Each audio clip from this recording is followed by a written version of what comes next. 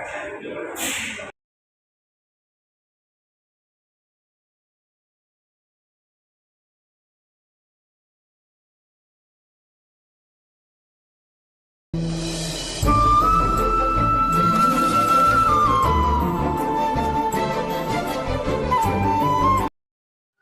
ಕರ್ನಾಟಕ, ನಮಸ್ಕಾರ ಗುರು.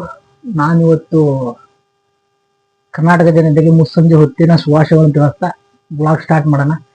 ಇವತ್ತು ನಾನು ನಮ್ಮ ತಾಯಿಯವ್ರಿಗೆ ಆಸ್ಪತ್ರೆಗೆ ಕರ್ಕೊಂಡು ಹೋಗಿದ್ದೀವಿ.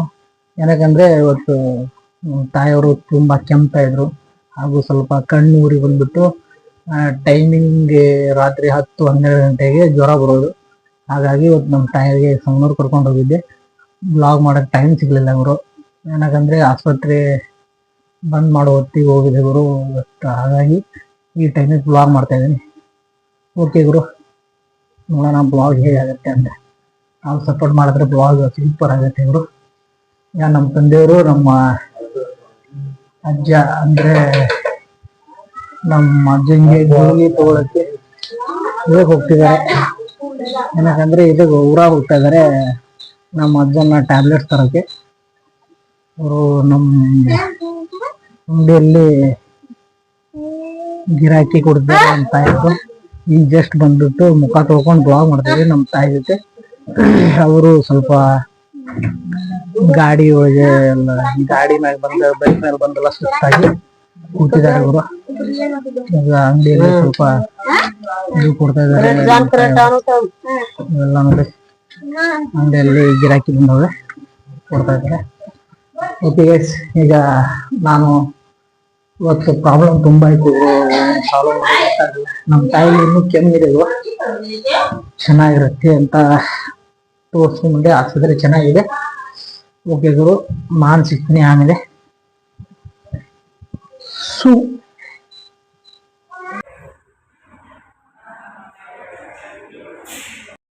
ಗುರು, ಈಗ ನಮ್ಮ ಮನೆಯಲ್ಲಿ ಇವತ್ತು ಸಂಜೆ ಹೊತ್ತಿನ ಊಟದ ಸಾಂಬಾರು ಯಾವ್ದಾಗ್ಬೋದಂತ ಗೆಸ್ ಮಾಡೋಕ್ಕೆ ನಾನು ಗೆಸ್ ಮಾಡ್ತಾ ಇದ್ದೆ. ಹಾಗಾಗಿ ಇವತ್ತು ನೋಡಿ, ಇದು ನಮ್ಮ ತಂದೆಯವರು ಹರ್ಕೊಂಡ್ಬಂದಿರೋದು ಹೊಲದಿಂದ.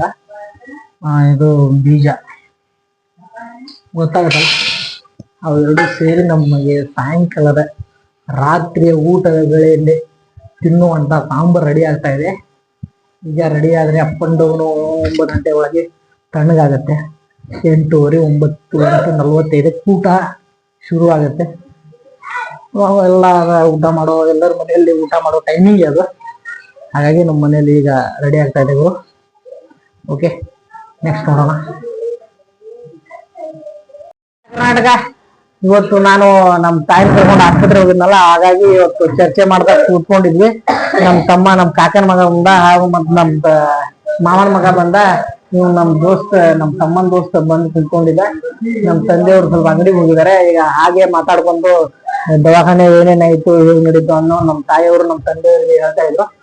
ಹಾಗೆ ಚರ್ಚೆ ಮಾಡ್ತಾ ಕುಂತ ಇದ್ವಿ. ನಮ್ಮ ಅಕ್ಕನ ಮಗಳು ನೋಡಿ ಅಲ್ಲಿ ಬಂದ್ಲು ನೋಡಿ.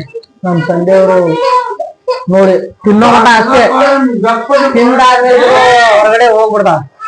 ತುಂಬಾ ಕಳ್ಳಿ ಅವಳು. ನೋಡಿ ಈಗ ಅಳ್ತಾವಳೆ ನಮ್ ದೊಡ್ಡಪ್ಪ ನೋಡಿ. ನಮ್ ತಂದೆಯವರು ಹೇಳ್ಕೊಂಡಿದ್ದಾರೆ. ಈಗ ನಮ್ ತಮ್ಮ ಸ್ವಲ್ಪ ಮನೆಯಲ್ಲಿ ಗಿರಣಿ, ಸ್ವಲ್ಪ ಹಿಟ್ಟಿನ ಗಿರಣಿ ಇದೆಲ್ಲ ಗುರು. ಏನೇನು ಮಾತಾಡ್ತೇನು ಏನೇನಿದೆ ನಿಮ್ದು? ಇವರು ನಮ್ ಸ್ವಲ್ಪ ಗ್ರ್ಯಾಂಡ್ ನಮ್ಮ ಮಾವನ ಮಗ ಇಂಟ್ರೂ ಕೊಡ್ತಾನೆ. ಸರಿ,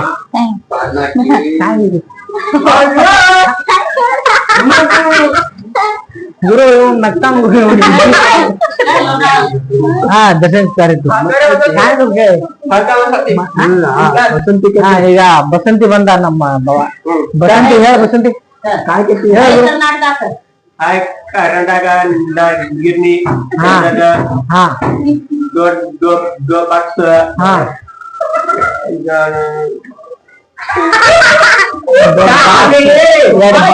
ಅವನು ಹೇಳ್ತಾ ಇದ್ದಾನೆ. 2 ಬಾಕ್ಸು, 4 ಪೆಂಡಲು, ಒಂದು 40 ಸ್ಟೇಜ್, 3 ಡಗ್ಗು ಮತ್ತು ಒಂದ್ 2 ಗಿರಣಿ ಅವೆಲ್ಲ ಇದೆ ಅಂತೇಳಿ ನಾನು ಒಂದು ಸಮಾಜದಲ್ಲಿ ಮಿಕ್ಸರ್ ಅಂತ ಏನು ಮಿಕ್ಸಿ ಹಾ ಅದು ದೊಡ್ಡ ಅಂಪ್ಲಿಫೈಯರ್ ಅದನ್ನೆಲ್ಲ ಹೇಳ್ತಾ ಇದ್ದಾನೆ. ಅವ್ನು ಊರಲ್ಲಿ ಒಳ್ಳೆ ಅವರಪ್ಪ ಮಾಡಿದ್ದಾರೆ ಪೆಂಡಲ್ ಸಾಮಗ್ರಿಗಳನ್ನ.